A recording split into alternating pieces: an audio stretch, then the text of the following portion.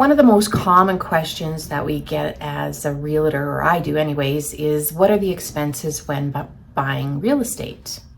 And I break this down into three categories. There's the pre-purchase due diligence costs that could be involved. Then once you go unconditional and your closing costs, and then once you take possession of your property. So I'm just going to go through each of these with you and to explain each one. So your pre-purchase due diligence ones would include things like your home inspection, a septic inspection, a water well inspection. And again, these aren't mandatory. This is your choice if you need them.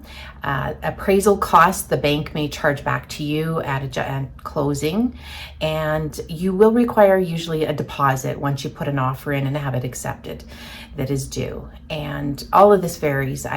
These prices may vary in each area with each company, so I'm not going to be outlining any prices in this segment.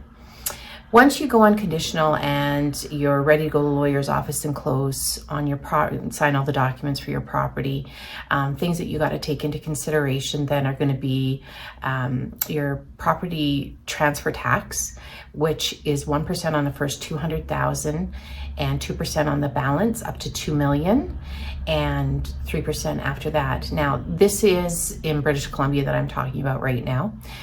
Potentially there could be a GST charge to 5%, and that is usually on a business or when something's been owned by a business as an investment or it's a brand new property. Lawyer fees will vary depending upon how much work that the lawyer does for you. They could be registering a mortgage or reviewing your title or other documents, and that will make their charges actually vary. And they're going to open up and show you all the adjustments that they came up with. These adjustments are usually fees that the seller has already paid in advance, and you are reimbursing them for them. So maybe they've already paid the taxes for the year. So you're going to reimburse them for those taxes for the day you take possession of the property. It could include strata or community association fees as well, or utilities. So just to remember that those fees potentially could be due the day that you're signing your documents for closing.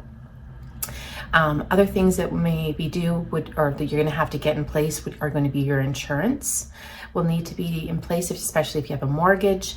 And then CMHC is another thing, which is if you're putting down less than 20, or if you're less than 20%, then you're going to have to insure your mortgage. And that's when CMHC will kick in and you'll pay them a fee.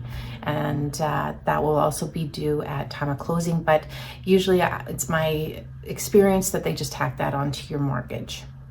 Now, other things to consider is if you're moving, you could have moving costs, moving truck, movers, boxes, overnight stays. So, take that into consideration.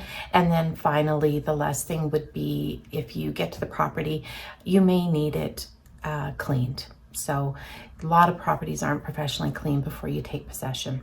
Just to take those into consideration. And now you've moved in. So what can you expect once you've moved in? This is just a guideline. There could be other things that I've missed, but you're going to have obviously your mortgage that you'll be paying if you have a mortgage, your electricity, your heating, which could be propane or natural gas or electric, even wood for wood stoves. You could have potentially your internet, your cable, the taxes, your insurance, strata fees or community association fees, and then other things like services that you may set up, whether it be an alarm security service or somebody taking care of the grounds, your yard or underground sprinklers, things like that. And last of all, what if you need to do some maintenance or renos? You're going to want to have a budget for that, and it's be prepared for money in those kinds of things, as well as appliances or furniture. If you're moving to a house with no appliances or old appliances, be prepared, because you never know if you need to either upgrade those appliances right away or purchase them. And furniture, if you're a first-time home buyer, that could get a little expensive, just being able to outfit your home.